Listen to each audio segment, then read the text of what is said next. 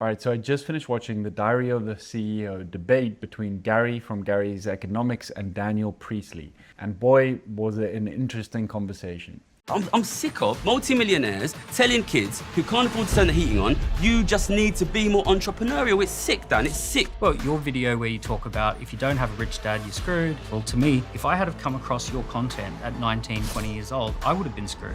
Now, I'm not going to get too much in the technicalities of who won and who did what, but I think that this conversation was incredibly important to have. These are two sharply opposing views and ways of looking at the world that I want to basically highlight and also just draw in some of my experience as someone who has left the UK in search of a better life and more opportunities for my business and my family. I decided to close my small business down in the UK and leave in search of better opportunities and in search of a better lifestyle, to put it frankly.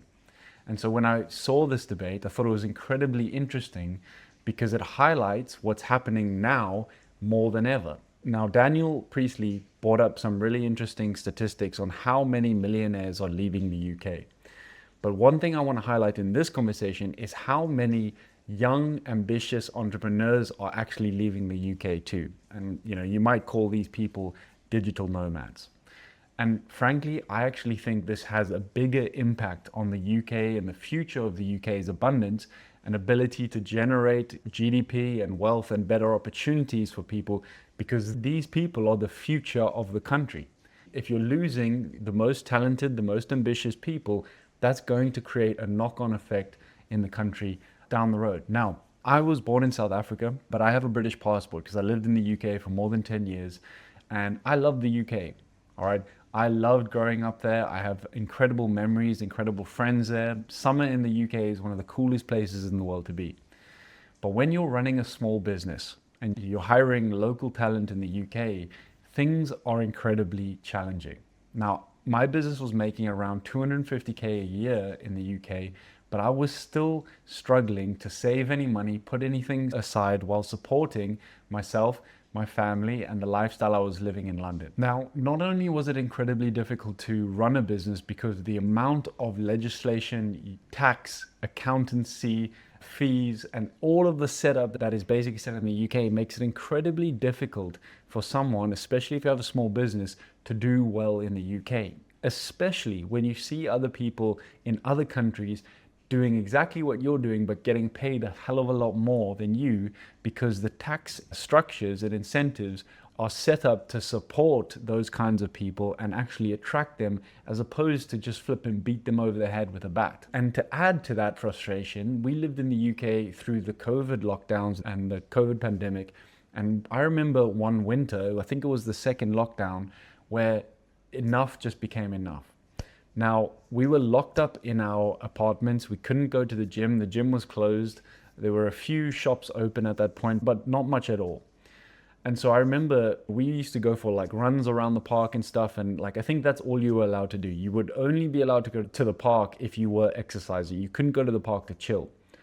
So I remember going down to the park where they had some pull-up bars, and I went to go do some pull-ups just to get a bit of a workout in.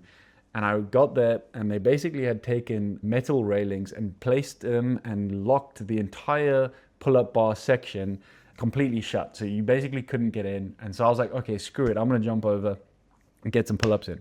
Jumped over, and then on the bar, they had basically industrial grade petroleum jelly lathered up onto the bar to basically stop people from exercising. And I realized at that point, the same government that I'm paying extreme amounts of taxes to every single year does not care about me, my health, my family, my business. It just doesn't. Again, this was 4 years ago. And so it was at that point, I got home, I spoke to my girlfriend, and I said, we got to get the hell out of here. This country is not good. And at the time, the energy was really, really angry. People were getting really pissed off and angry at each other. I remember, neighbors fighting with each other because some people weren't obeying the sort of draconian lockdown rules, etc., etc. And it was just a really weird time in the UK. And I just remember feeling this very, very heavy energy on top of me when I was living. I was like, this is not like a fun place to be anymore. This is not cool. Like, I don't really want to be here. Something isn't sitting right with me. And to add to that, if you walked around London at the time, there were these posters all over the place with basically pictures of like old people like dying, like with gas masks on and sickness and like super like terrible imagery. And so talk about using fear to control a population. Okay, and so the government were using advertising and marketing to basically keep people stuck in a state of fear. And guess what happens when a population is stuck in fear? They're a lot easier to control. And so I was seeing all of this going on, and I was just like, you know what? My environment is so important. And I have big dreams for my life. I want to live and I want to fulfill my potential while I'm here on earth. I want to build a business. I want to have wealth. I want to experience what this world has to offer. And living in an environment that was trying to control me was literally completely against all of my values. And one of my highest values is freedom. And so my freedoms were being taken away from me. Now, this is 4 years ago. And so seeing this podcast come up now, you can see how this divide between two kinds of people has basically gotten more and more stark and more wide. And I'll talk about the podcast in a second, but what we basically ended up doing was we left the UK, I closed my small business down, I moved to Dubai, and we basically set up a business in Dubai. And immediately we were able to have and enjoy 0% tax. Now, provided that year I still had to pay tax in the UK, but it was like, okay, a bit of a longer term plan. And so that was a huge relief. Now, at that time, I actually had to basically give up all of my clients because most of my clients were used to working with me in person. And so now I was online, I was becoming a digital nomad.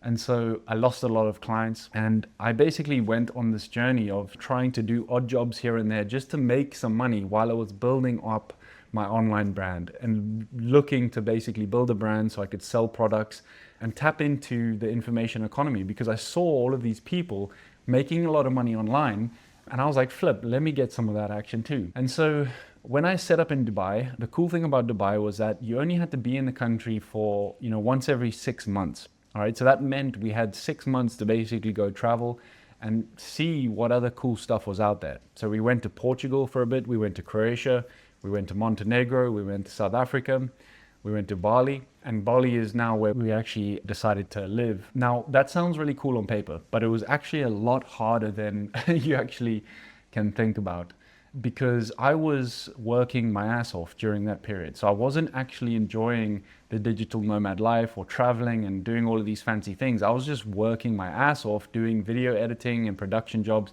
just to try and pay the bills while I was building up my online brand. It actually got to a point where me and my girlfriend broke up because I was working so much and I was stressed all the time and I was struggling with a lot of things. But eventually, we came back together, and now we live here in Bali and we've gotten married. So everything worked out in the end. But long story short, I wanted to just tell you that because it's not an easy transition just to say, let me leave the UK and go make loads of money online. But the beautiful thing is, for only 4 years after that, I'm sitting here living in Bali, and I live between Bali and South Africa, and life looks completely different now. And I'm so happy that I managed to leave the UK when I did. And when I see a podcast like this, I realize that we were actually a little bit ahead of the curve. And so one of the most influential books that I've actually read on this that has actually guided my life's philosophy is a book called The Sovereign Individual. And in that book, which was written in 1997, by the way, so ages before any of this internet boom started happening, he said that the ambitious people of the future, the people who want something more for their lives, they're not going to vote for a party to be in government, but they're actually going to vote with their feet. And what that meant was that people who had any sort of agency or desire for freedom in their lives would basically go and try and live in a country that treats them best, to live in a country where the country actually wants them in that country. And I know that sounds like such a crazy thing, but it's not when you think about it. And so what we did was we decided to vote with our feet. And we said, I don't want to be part of this government or this country's principles, a way of doing things. And so we left in search of a country that treated us better than the country we were in. And so that one decision and that one philosophy has literally changed the course of my life and my happiness, because I was crippled by anxiety, stress, and depression when I was living in the UK, and I am not anymore.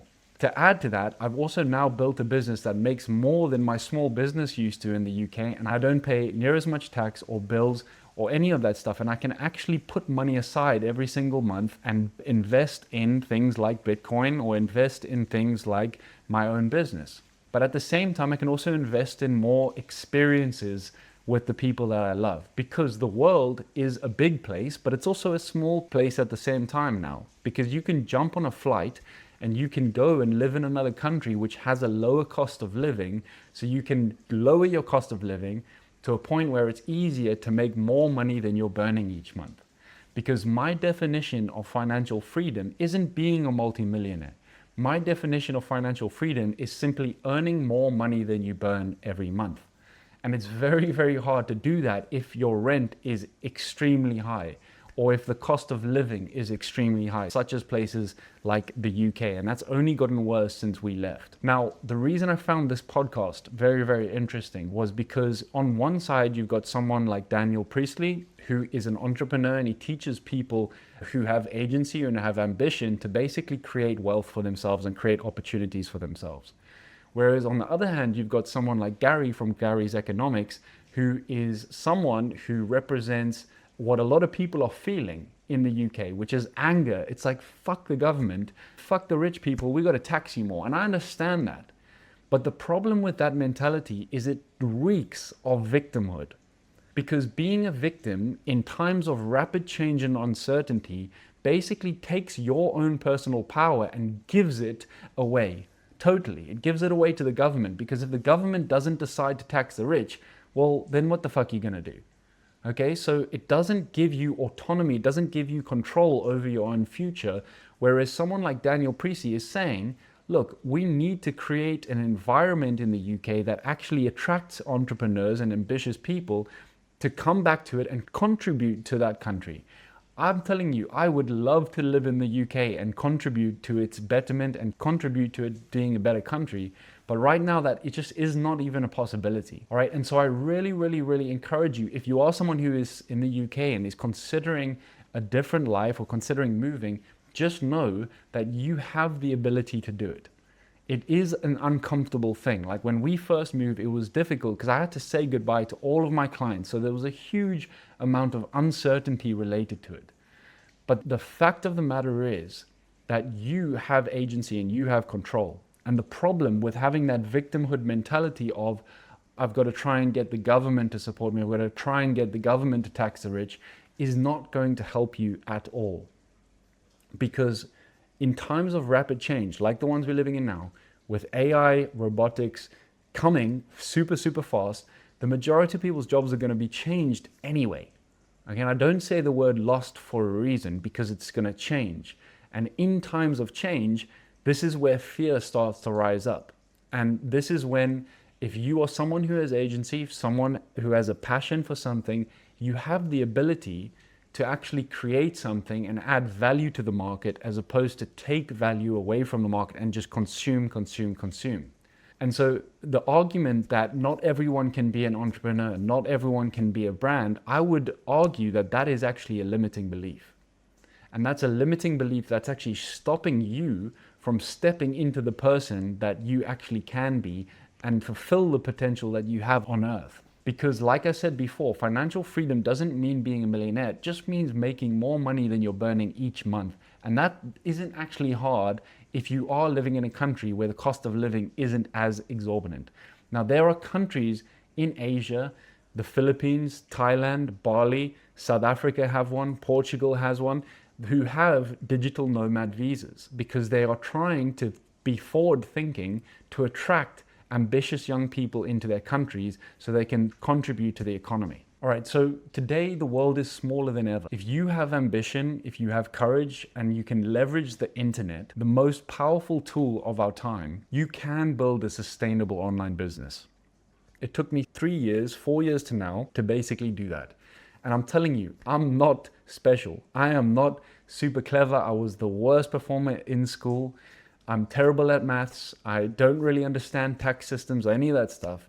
But I managed to basically build my online brand and online business, and I'm living a way better quality of life than I did when I was stuck in the UK. Now, while there still are challenges in my life, there always are going to be. I no longer feel restricted by a government that doesn't fuel my ambitions and my desires for growth and my desire of a better life. And ultimately, a desire for more freedom. Because I'm telling you, in an age of AI and robotics, the future belongs to those who follow their curiosities and passions and embrace a life of agency and radical responsibility for your own life's conditions and what you do. And it starts by following your passions, following your curiosity, and adding value to the world as opposed to extracting value from the world. Because allowing a victim mindset to take hold of you is a surefire way to live a life of regret and unfulfilled potential. For most people, the biggest barrier is what's happening up here. It's their mindset. If you genuinely desire a better future, it's important for you to curate the content that you listen to.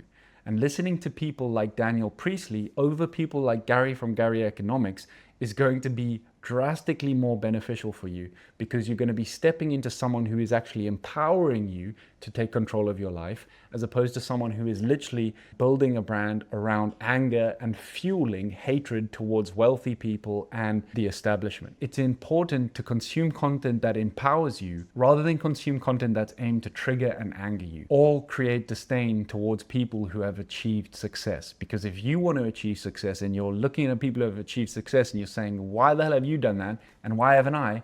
That's a victimhood mentality. It's not going to get you very far. My friend, I would love to hear your thoughts in the comments below. Obviously, there's so much in that conversation, very, very technical statistics and everything like that. I don't really understand tax brackets and stuff. Part of the reason I left the UK in the first place. But what I do understand is self-empowerment. And I do understand the importance of being able to live a life that supports your right to freedom. Because the world is a big place and a small place at the same time. And if you can learn to vote with your feet, you're going to have a way better quality of life, my friend. All right, let me know what you think in the comments. Let's go.